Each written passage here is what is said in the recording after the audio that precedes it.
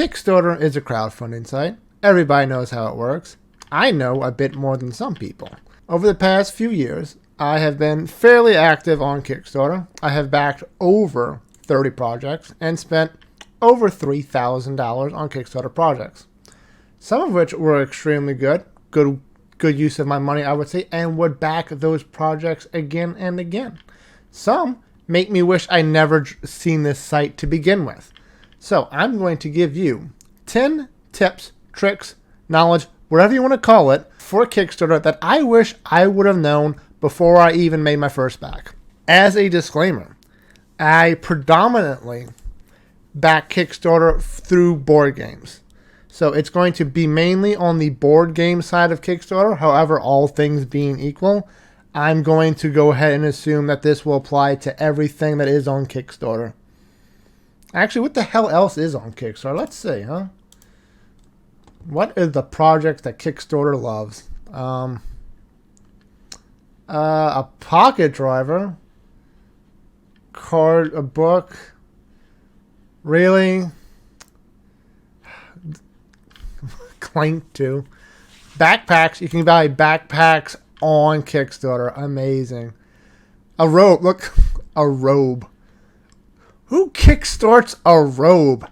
Okay. Anyway, here's the top 10 list of Kickstarter tips. Let's go. Number 1. Just don't. It's not really worth it. Like, the reason you're even watching this video is because you're unsure about what Kickstarter is doing.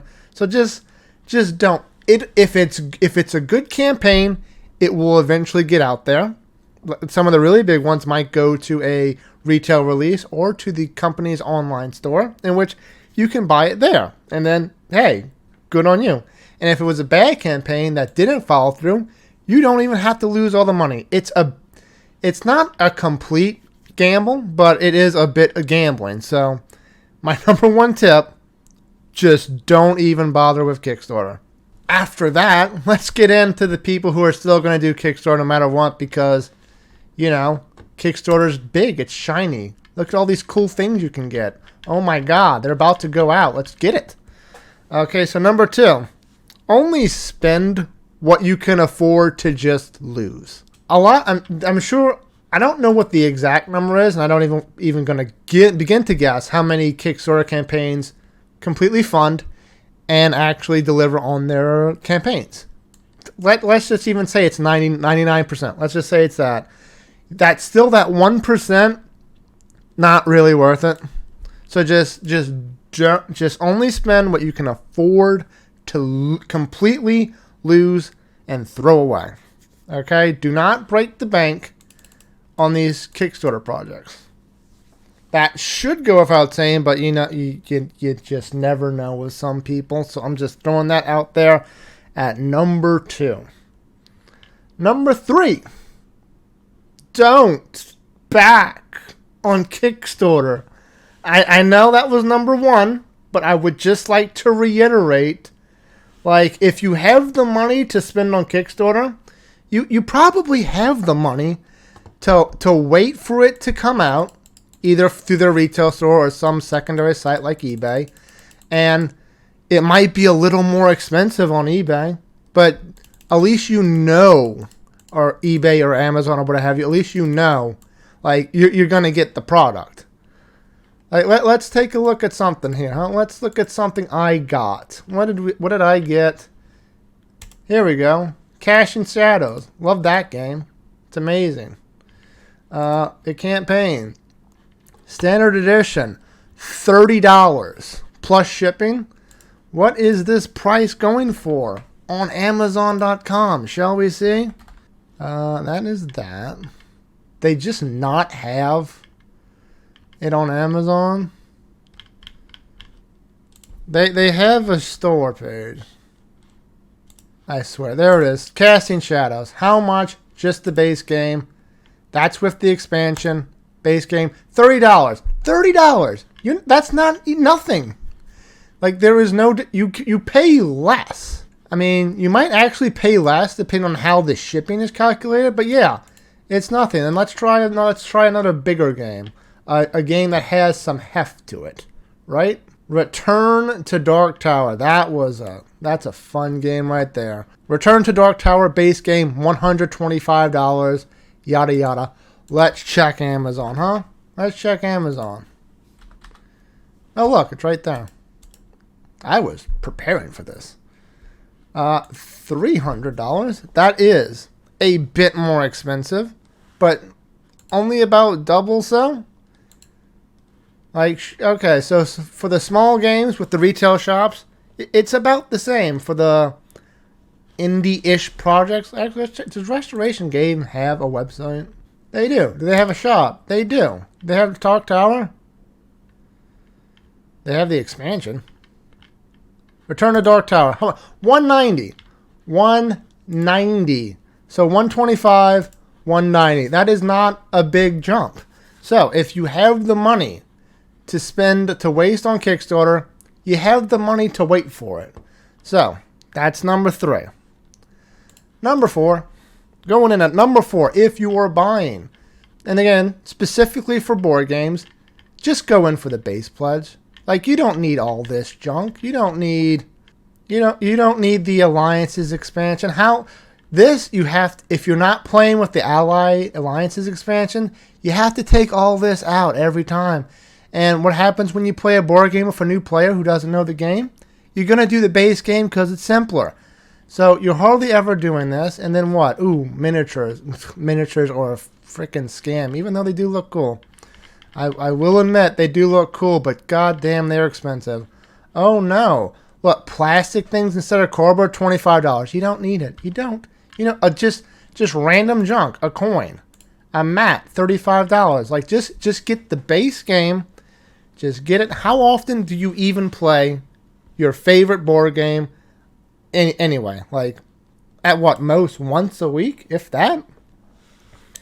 Just get the base game. Don't go for the bells and whistles, which is what the games are doing. This is all just bells and whistles to get you to go in the stretch goals.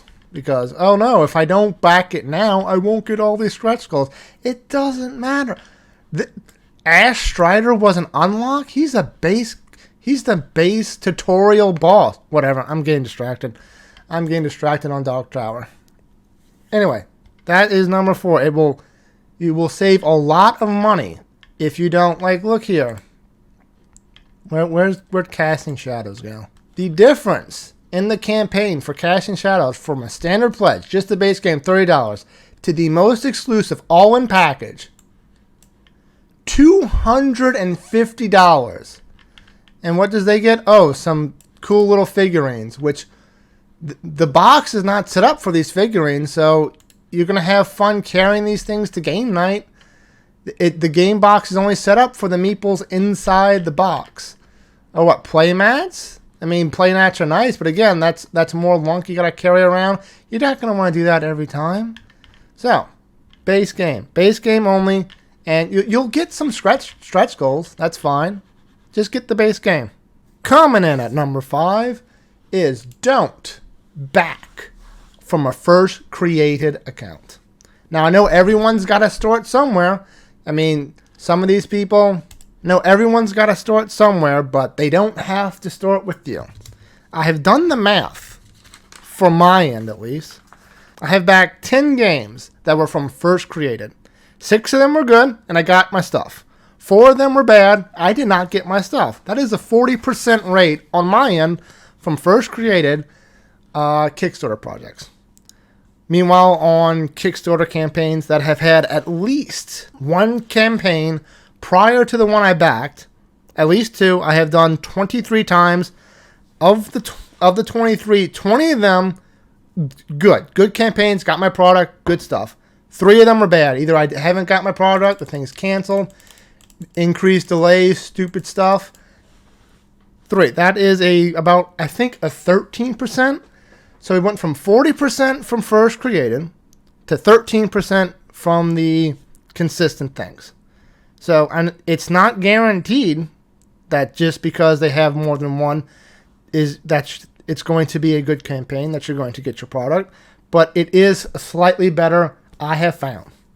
Although the caveat to that, the one that I've had the most headaches with, one of the board games that I wish I had never found this site, was one that had 13 created. And let's see, which was like 9 or 8 before this. Darkest Dungeon by Mythic Games. Yay. So, hey, Mima, doesn't that go through the cracks a little bit? I would say no, because that goes right in to number 6. Check the history of the games. Go here. As you can see, it'll say 13 created. You go back. Yada, yada. Let's say Anastasia. Let's just pretend this is the one you want to look at. This is the one you want to back. You go in here and check their backlog. Check their updates on previous campaigns. Are they up to date on updates? Do they get regular updates? Have they delivered product? Are they good open with the customers? Check the comments. Are the comments relatively good? Are they... Look at this. I have requested a refund. Please let me know. Good luck with that from Mythic Games. Like, that is what you should be looking at for campaigns that have had multiple campaigns. Check their campaign. If they have multiple campaigns that are still out that have not been fulfilled yet, pass. Because like I could make a whole video about Darkest Dungeon and Mythic Games, but like, so check to make sure that they are actually fulfilling their campaigns. Because if you're 3-4 deep into the pyramid scheme, it's all going to come crashing down eventually once Anastasia doesn't fund more than $1 million. And then, whoops, we have to triple your shipping. Sorry. But maybe we'll find a way to cover the cost later. So anyone who actually listened to Mythic Games and think you're not paying the double shipping for your game, like, you just deserve it at that point. Okay.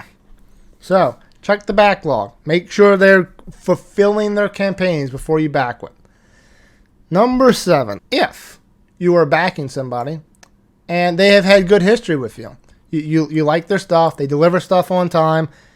Everything's good and hunky-dory. And you know what? You back one of their campaigns. Hasn't come yet. But look, they have another campaign live on Kickstarter. Don't back it. Do not.